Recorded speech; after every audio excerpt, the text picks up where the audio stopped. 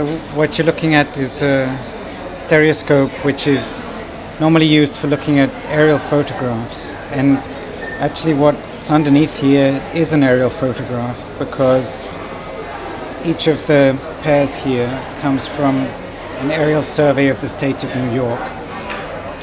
In actual fact, it's a survey from a height of 7 feet of a giant map of the state of New York, which was installed in the World's Fair Pavilion in 1964, the New York State Pavilion.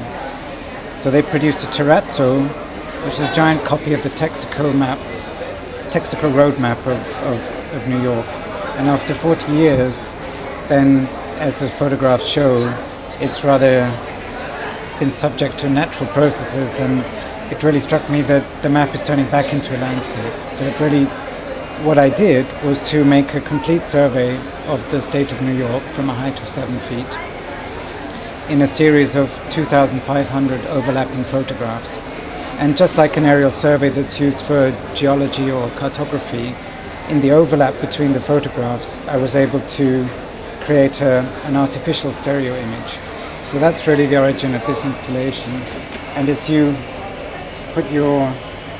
allowed to enter the room and sit down and lower your head into this instrument. And then as you look down, then the landscape springs up in 3 dimensions.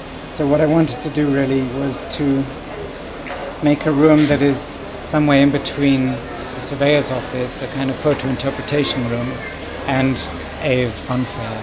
And I really thought it was quite nice that this piece comes from the fair, from the World's Fair of 1964, it reappears at the fair here. And I gave it the title Emperor Panorama, a little bit after the Empire State, New York, and a little bit after the Kaiser Panorama, which was a popular stereoscopic fun fair attraction around the turn of the last century. So what I'm doing here, it comes from background in my work to do with surfaces, inspection of surfaces, and the material of surfaces. So the aerial survey is something which, it's not yet a map, but here the survey is what was a map and is now a landscape, and it suggests a way in which you might begin to interpret a surface. So because the survey is not yet a map, you have to subject it first to organization, to inspection, and so on. So it's as if the process of inspection that I did on the site to record the photographs brings things only to the threshold of knowledge, and then there needs to be an apparatus of interpretation, apparatus of looking, to bring that into knowledge. But of course I complicate things along the way, and in a way that's the dizziness. So there's a little kind of idea of a sensation or vertigo, which is partly to look down and partly to think about these kind of processes and the kind of spread of information. So each piece that you see here is only a tiny fragment of a much bigger thing. And when you think about an aerial photograph, then this doesn't really have a clear border the way a picture does. And that's followed through a little bit in the edition that I've done in collaboration with the gallery, where instead of making a traditional edition of pictures where it should be a multiple, made a series.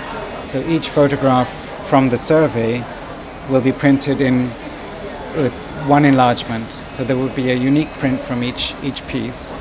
And I'm also making a card file that records the whole thing. So the card file is the complete record for an atlas of the state of New York, of which all the pages are missing.